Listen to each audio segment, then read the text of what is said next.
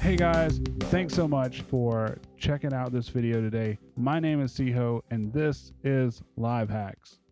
All right, so here we go. We got my template open. This is my live band template. If you've been following along, we have built clicks, cues, edited audio in both sides of Ableton, and it's been a blast. So today we are going to talk about how to use IAC drivers in both sides of Ableton to get the kind of automation that you really need. Okay, if you're not familiar with an IAC driver, it is literally just a bus inside your computer that comes with Mac. Windows has a version of it. I'm not sure what it's called. I can't remember. But all it does is route MIDI back into your software. To get there, what you got to do is you have to go to your audio MIDI setup, check out. If this window isn't open for you, you can go to window and show, this would say show MIDI studio. This is your MIDI studio. Here's the IAC driver. It's already there. So you just need to make sure that it is online. Boom, boom. And we're back to Ableton and back in business.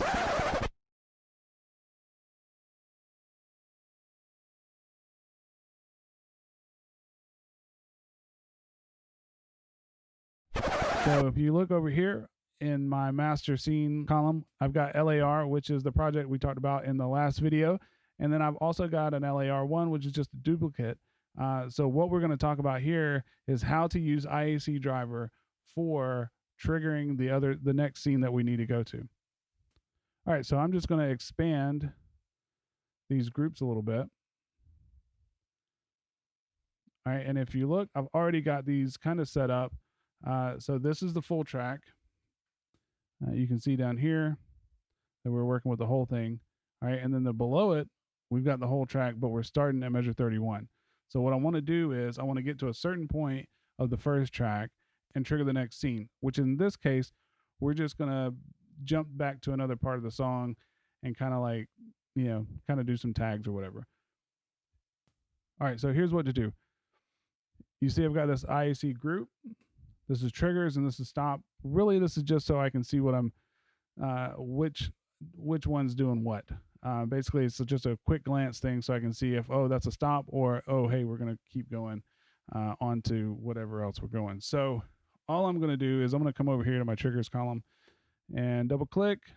So that's going to add me a little MIDI clip. And I'm going to put this at like, sorry, not start. I'm going to end it at like 108. All right, and I'm not going to loop it. All right, so now if we zoom out, we see we go all the way to measure 108. All right, so what I really want to do is I want to end this first one at measure 107. All right, to do that, I don't really need to cut this. This can just stay the way it is. All of these in this whole scene can stay the way it is. What I'm going to do is come over here to this MIDI clip, and I'm going to add, I don't know, say G. All right, so I'm just going to make a note. I'm going to make it a little long so I can see it.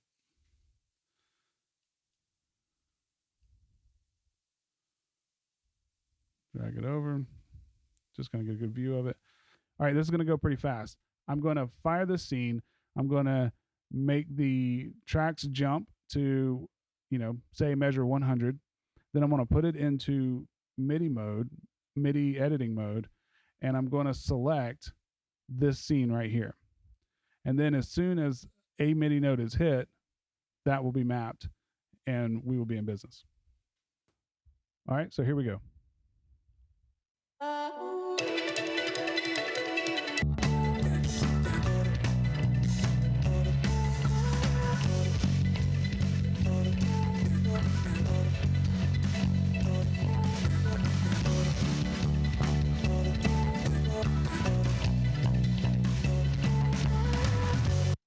All right, so if you saw that, you saw a MIDI note hit over here, and then this was assigned. So let's take us out of MIDI mode and let's see how it works.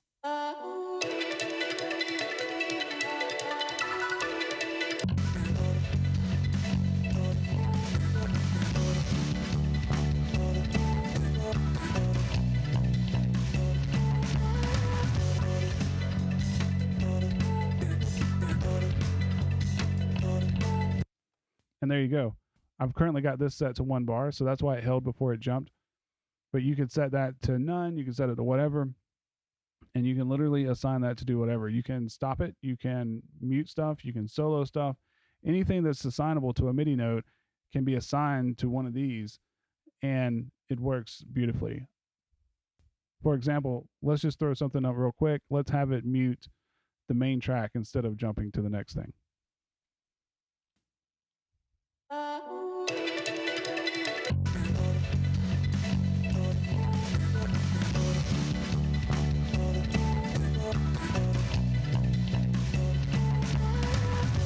All right, now we see that this has been mapped. Take it out of MIDI editing mode. And let's do it again.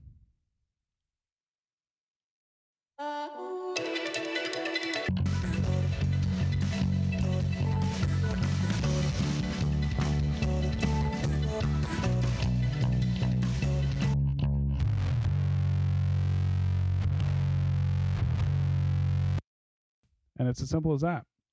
Literally anything your heart's desire that can be mapped to a MIDI pad of any sort or a MIDI note can be mapped to these IAC notes, and it's fantastic.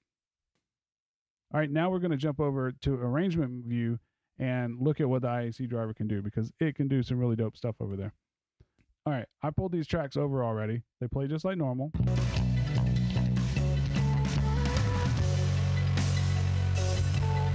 All right, so nothing out of the ordinary there. But I got over here, maybe I just want to just like drop off and just do the synth.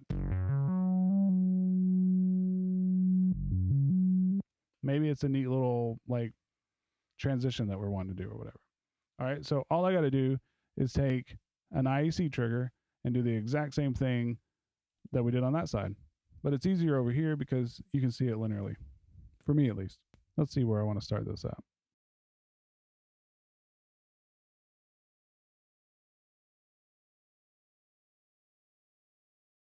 It's kind of a weird spot, but let's put it at 123.4.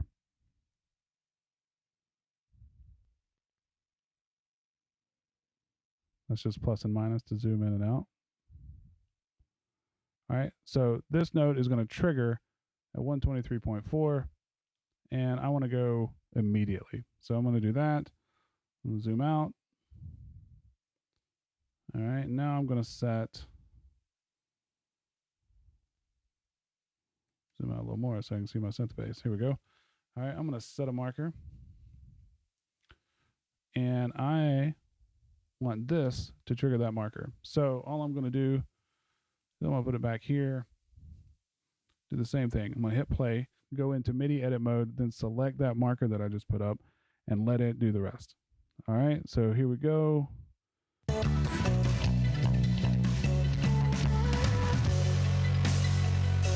All right, now you see that it was mapped as soon as it hit that MIDI note. So now it should jump directly to that, so we can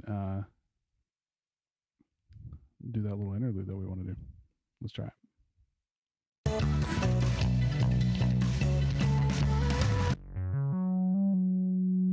little weird, but it's a good jump. And you can use that for all types of automation. If you're coming out of a song, maybe the music director wants to like crash out a little bit longer, you can just move that around, literally just move it, and it'll fire whenever it needs to fire based on that. So it really gives you like endless flexibilities. And going back to the stop thing, this is where visually it works easier for me to see that color, to know that that's a stop. I can put a note in, have it stop all the tracks, or maybe just mute the click or something like that. And it's super duper handy. So I hope you guys enjoyed this. Let me know if you dig the content by hitting the like button. If you want to hear about anything else with Ableton, just drop a comment and I will consider it for the next video. And be sure to subscribe and turn on notifications. Thank you so much.